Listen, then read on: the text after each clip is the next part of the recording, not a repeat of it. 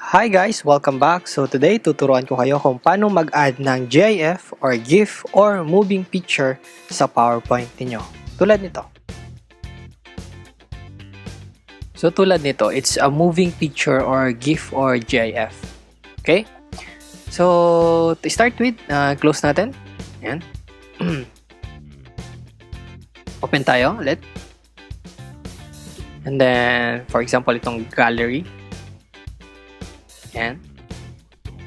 Then, for example, lagay ko dito GIF or GIF. Then, to insert GIF is actually same lang sa picture. Kasi, picture lang din yung GIF. Okay? So, insert. Then, picture. Okay? Then, browse nyo lang. I suggest na i-download nyo na lang yung mga GIF ninyo instead sa magamit ko ng online. Okay? And then, for example, ito, paper chart. Okay, so may binili akong GIF. Pwede nyo itong ma-download pero kailangan nyong bilhin. Okay, so i-insert ko.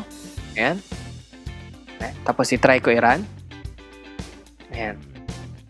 So, yan yung GIF. Ayan, so thank you for watching. See you sa next na video.